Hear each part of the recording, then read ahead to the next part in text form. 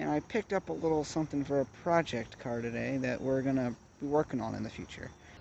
And I picked up a little something for a project car today that we're gonna be working on in the future.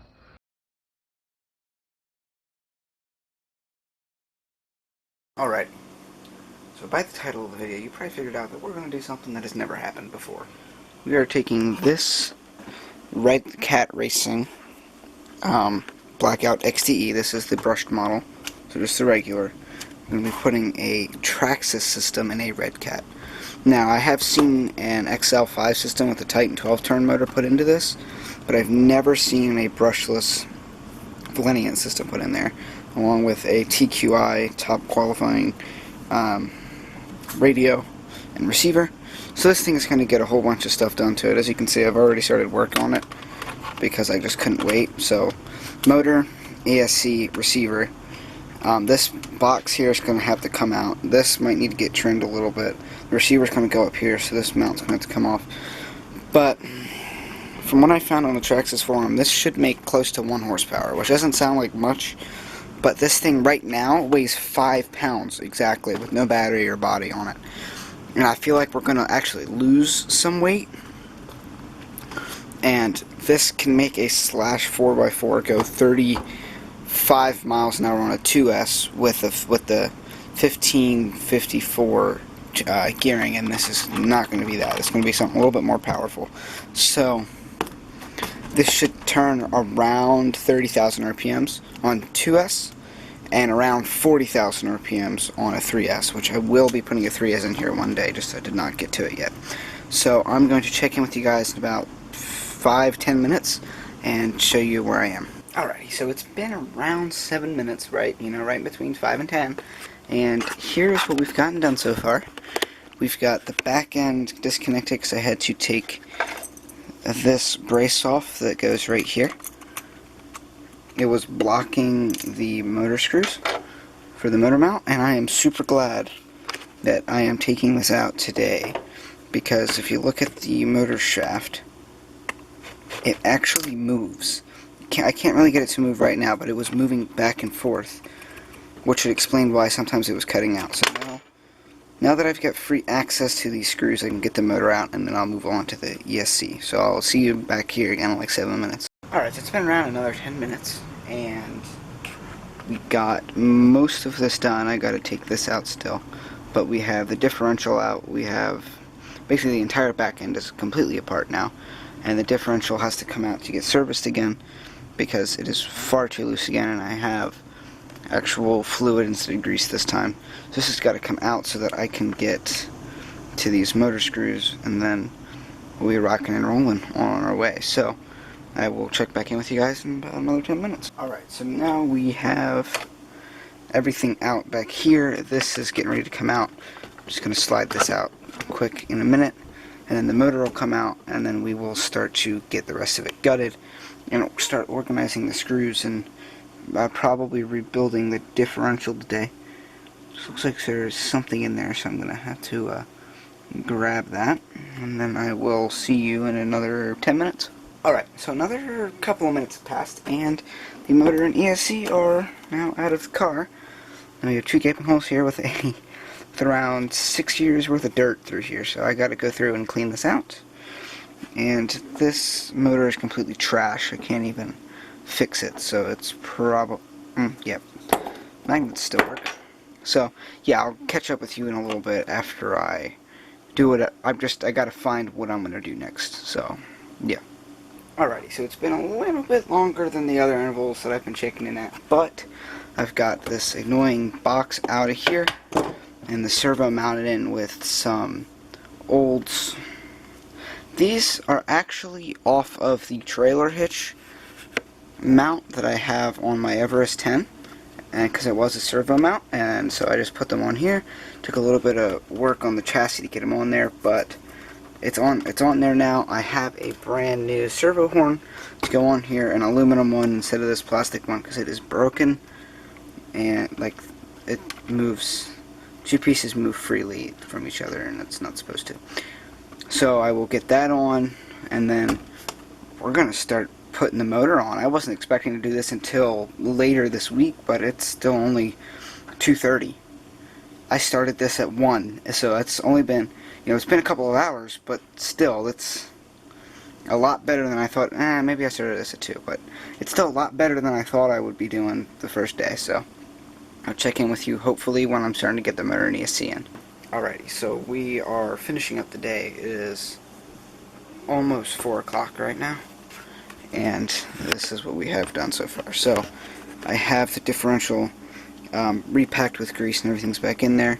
Drive shafts are still down there, of course, nothing's done there. Got the gear mesh set, everything's good on the motor.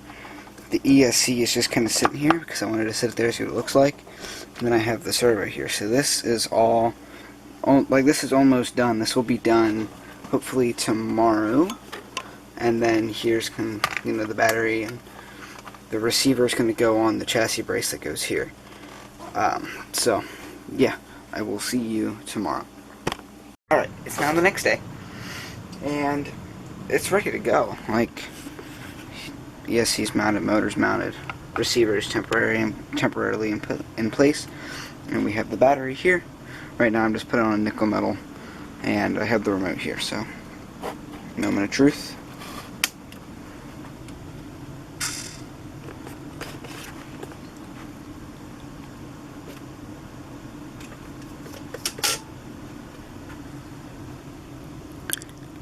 I might have done something wrong. Let me check the manual again. Alright, so just figured out what it was. I just had the wires plugged in onto the wrong spot of the receiver. Now everything is working. Of course, it just took the battery off the test bench, but whatever. So I'm going to get this back end back together, get the chassis brace on, because that's where this receiver is going to end up going eventually.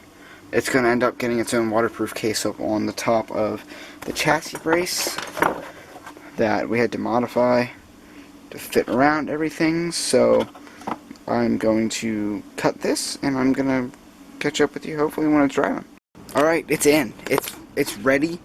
It moves under its own power. I'm not going to show it to you yet. That's for next video. But I've still got to put our brand new servo horn up there.